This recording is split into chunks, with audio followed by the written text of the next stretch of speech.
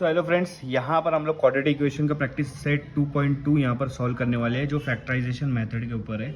और आपको ये क्वेश्चन दिया हुआ है x square minus 15x plus 54। यहाँ पर रूट्स निकालना है फैक्टराइजेशन मेथड के जरिए से एक्स का रूट।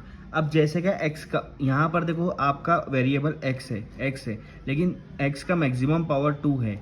यहाँ पर x के ऊपर कुछ नहीं मतलब 1, यहाँ पर x के ऊपर 2। अब x के ऊपर 3 4 कुछ भी नहीं है तो मतलब मैक्सिमम पावर क्या हो रहा है 2 हो रहा। जहाँ भी मैक्सिमम पावर 2 है और वेरिएबल 1 है, ये हमारा क्वाड्रेटिक इक्वेशन हो गया।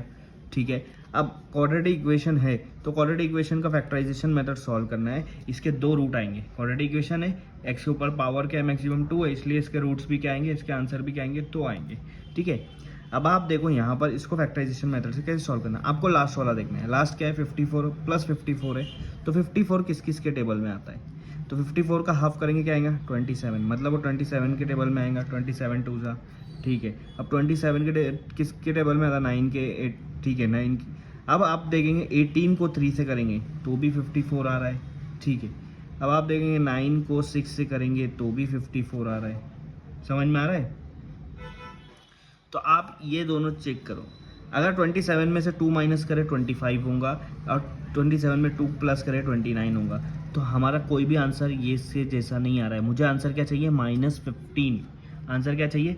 अगर ये दो नंबर को मैंने प्लस माइनस करा मतलब 54 जिसके भी टेबल में आ रहा है उनको प्लस माइनस करा तो मेरा आंसर -15 आना चाहिए। आपने ये देखा कि 54। ठीक है, अब आपको ऐसा दो नंबर चाहिए 54 जिसके टेबल में आता हो और उन दोनों नंबर को जब प्लस माइनस करता हूँ -15 आना चाहिए। तो मैं इन दोनों को ले सकता हूँ क्योंकि 18 में से 3 गया तो 15 बचेगा, ये आ रहा है। 9 को 6 प्लस करो तो 15 बचेगा।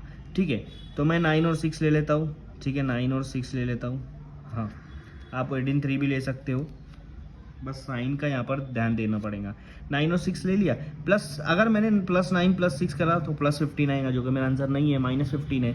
अगर 1 + 1 माइनस करा तो 15 आंसर आने ही वाला नहीं है। तो मेरा आंसर मेरा एक ही बच रहा है ऑप्शन, दोनों जगह माइनस लगा दो। -9 और -6 कितना होगा -15 हो जाएगा। तो अगर मैं -9 -6 को करूँगा तो -15 आएगा और इन दोनों को मैं अगर मल्टीप्लाई करा तो मेरा आंसर आएगा +54। माइनस माइनस प्लस होता है मल्टीप्लिकेशन में। तो यहाँ पर इसको इस तरह से लिखना है, x² वैसा का वैसा लिखना है, आगे +54 वैसा का वैसा लिखना है। आपके पास क्या बच रहा है -15। अब -15 का हमने दो भाग कर दिया, एक -9 कर दिया, एक -6 कर दिया। -15 के साथ क्या है x, तो यहाँ भी x लगाना पड़ेगा आपको। आए समझ में। ठीक है, अब ये दो को पकड़ो, इन दोनों में कॉमन क्या है x² और x, मतलब पहले वाले में x कॉमन, पहले और दूसरे वाले में क्या कॉमन है x। दोनों के पास एक एक x है। पहले के बाद 2 था तो एक अंदर बचेगा माइनस, दूसरे के पास एक ही था तो अब सिर्फ 9 बचेगा क्योंकि x बाहर निकाल दिया। कॉमन सिर्फ एक ही x है। ठीक है, यहाँ पर माइनस, देखो मैंने माइनस बाहर निकाल दिया। जब भी ब्रैकेट के बीच बाहर माइनस निकालो अंदर की साइन चेंज हो जाती है। ठीक है, माइनस के साथ मैं यहाँ पे 6 निकालूंगा, क्यों, क्योंकि 6 के टेबल में 6 आता है और 54 भी 6 के टेबल में आता है। ये दोनों किसके टेबल में आ रहा है 6, तो कॉमन क्या आ रहा है 6।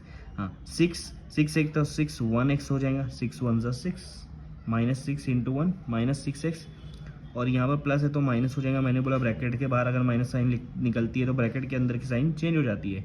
माइनस माइनस प्लस हो जाएगा। 6 के टेबल में 54 कब आता है 9 पे आता है, 9 पे आता है। यहाँ पर x नहीं है तो सिर्फ 9 लिखेंगे। ठीक है, तो यहाँ पर मेरा बच रहा है x, यहाँ बच रहा है -6, इसको एक ब्रैकेट में लिखेंगे और ये दोनों ब्रैकेट को कॉमन लिख देंगे x - 9।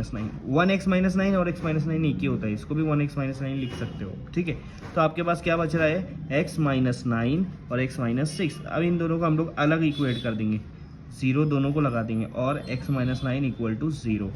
ये -6 इधर जाके क्या हो जाएगा +6 हो जाएगा, x = 6 हो जा रहा, और ये -9 इधर जाके क्या हो जाएगा +9 हो जाएगा, x = 9। तो यहाँ पर देखो x की वैल्यू 2 आ गई, 9 और 6, मतलब x का 2 रूट क्या निकला है, एक x का रूट है 6 और एक है 9। ये 2 आपका आंसर है। आया समझ में। इस तरह से इसको फैक्टराइजेशन मेथड से सॉल्व करना है।